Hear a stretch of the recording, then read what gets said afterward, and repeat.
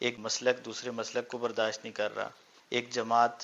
اگرچہ دعویٰ سب کا یہ ہے کہ ہم دین کی خدمت کے لیے کام کر رہے ہیں، ایک ہی مسلک میں ہے، سب کچھ ہے، ایک جماعت دوسری جماعت کو نہیں برداشت کر رہی، ایک شخص دوسرے شخص کو نہیں برداشت کر رہا، ایک ادارہ دوسرے ادارے کو نہیں برداشت کر رہا، تو اس کے کیا اسباب ہو سکتے ہیں؟ یہ ہمارے اندر اتنی یہ شدت کیوں آ گئی ہے کہ ہم منزل ہماری ایک ہی ہے، ہم دین کی خدمت کا کام کرنا چاہتے ہیں، راستہ اگرچہ الگ الگ ہے ہر ایک کا، لیکن اتنی سختی کیوں ہوتی ہے ہمارے اندر؟ اس میں جہاں پر انسان نفسیاتی طور پر دوسرے کو آگے بڑھتا دیکھ کر سمجھتا ہے کہ میں پیچھے رہ گیا، تو وہ اس کو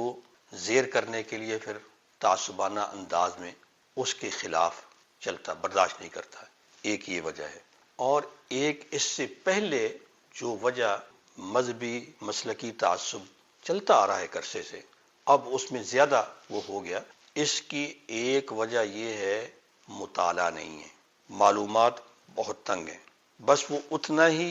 ہے جو اپنے استاد سے سنا یا اپنے مسلک کو جتنا بنا لیا، بس ہم اتنے میں ہیں، اس سے آگے نکل کر نہیں دیکھا کہ کچھ اور بھی ہے، تو جب اور نہیں ہے تو اس کو برداشت کرنے کے لیے تیار نہیں ہے۔ اس کی مثال کچھ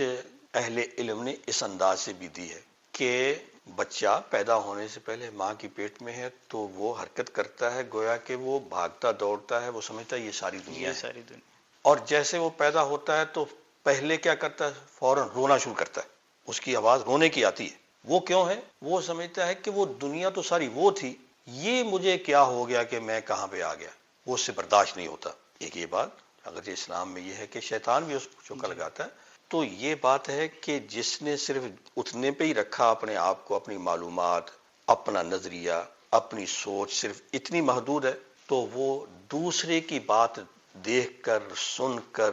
اس کے سامنے کچھ چیز اگر عمل آئے گا تو اس سے یہ ظاہر کہ برداشت نہیں ہوتا۔ اب اس کی مثال ہم کہیں، اللہ تعالیٰ نے قرآن مجید میں سورۃ کہف کے اندر، ہم مسلمان ہر جمعے کو پڑھتے ہیں،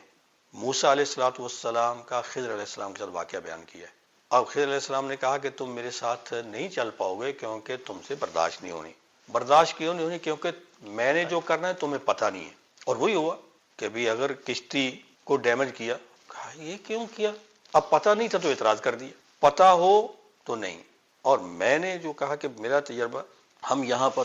پہلے مرحلے میں جو یہاں پڑھتے رہے، پڑھا تو دیکھا کہ یہ اتنا ہی ہے، لیکن جب ہم نے اس کو پھر آگے بڑی کتابوں میں پڑھا، بڑے مرحلے میں، پھر اس سے بڑھ کر پھر ہم نے کہا کہ جی یہ ایک فقہ ہے تو چاروں فقہ کو پڑھا، نہیں اس سے آگے بڑھ کر ہم نے جو ہے نا وہ 5ویں 7ویں فقہ بھی پڑھی، پھر ہم نے اس کے علاوہ وہ علماء، ائمہ کرام اور فقہا، مفسرین، محدثین، شارحین کہ جن کے کوئی مذاہب مشہور نہیں لیکن ان کے، تو پتہ چلا کہ بھئی ہر ایک کی بات یا اس کی سوچ یا نظریے یا فتوے کے پیچھے آخر اس کے پاس کوئی توجیہ ہے، کوئی دلیل ہے، جی آخر کیوں کر رہا ہے۔ جیسے جیسے پتہ چلتا جاتا ہے، ہم نے دیکھا بہت سے متعصب، متشدد، بڑے ہی سخت لوگ جب وہ اس مطالعے میں پڑے، پتہ چلا کہ اسباب یہ ہیں، دلائل یہ ہیں، ادھر بھی ہے تو ادھر بھی ہے، تو تھوڑے سے سمجھنے میں، توجیہ کرنے میں فرق ہے، تو ان کی وہ شدت کم ہو گئی۔ اگرچہ جس کو وہ صحیح سمجھا تو وہ بیان کر، لیکن بیان کرنے میں شدت ختم ہو گئی۔ آج مسلکی طور پر، دینی طور پر مذہبی جو منافرت اور شدت پسندی ہے، اس کا خاتمہ صرف یہ ہے کہ ہم سمجھیں کہ ہمارے چاروں کے چاروں ائمہ کہیں یا فقہا، ہمارے اسلاف، وہ جو مسلک ہے، یا ہم آج جو ہے اداروں کے طور پر، تحریکوں کے طور پر کام کر رہے ہیں، ہر ایک اپنے پیچھے کوئی نہ کوئی توجیہ رکھتا ہے۔ اس کی غلطی ہے تو اس کو بیان کرنا ہے ادب اور حکمت سے، نہ یہ کہ اس کے سر پر ڈنڈا مار کر، نہ یہ کہ اس کو گالی دے کر، اس کا راستہ ایسے روک کر نہیں۔ قرآن نے تو خود کہا کہ ان کے بڑوں کو گالی نہ دو، بلکہ کہا کہ ان کو سمجھانا، ادعو الی سبیل ربک بالحکمہ، حکمت، والموعظۃ الحسنہ، کہنا بھی ہے تو حسنہ، اتبع السیئۃ الحسنہ تمحوها۔ یہاں یہ بھی ہے کہ اگر کوئی غلطی ہے تو اس کو اچھے طریقے سے کنٹرول کرو گے، اصلاح کرو گے، تو وہ غلطی اچھائی میں دیکھنا قرآن کو ہے، دیکھنا حدیث کو ہے، نبی علیہ الصلوۃ والسلام کی سنت کو ہے، سیرت کو ہے، ہم نے صحابہ کرام کے نقش قدم پر چلنا ہے۔